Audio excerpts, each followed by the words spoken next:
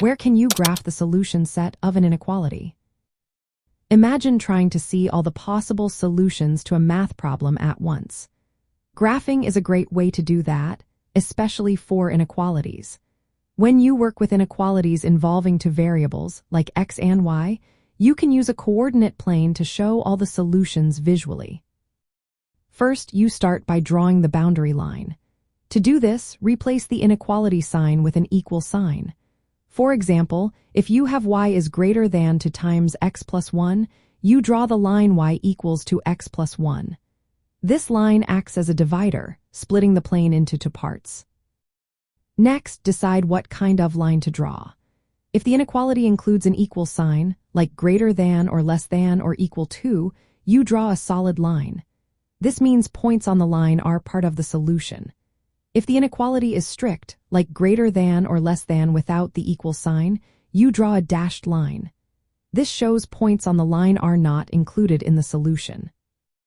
Then pick a test point that is not on the boundary line.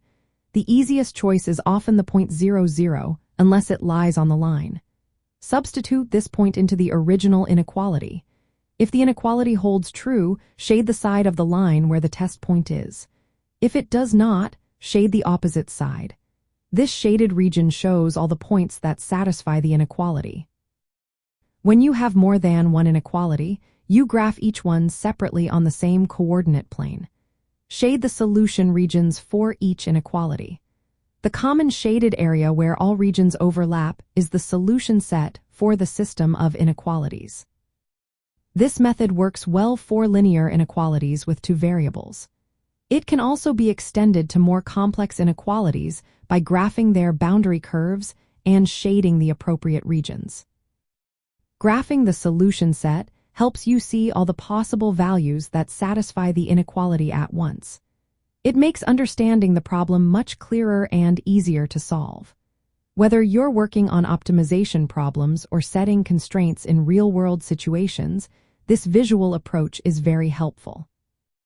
So remember, you graph the solution set of an inequality on a coordinate plane by drawing the boundary line first. Then, shade the region that makes the inequality true. The shaded area or overlapping regions show all the solutions at a glance.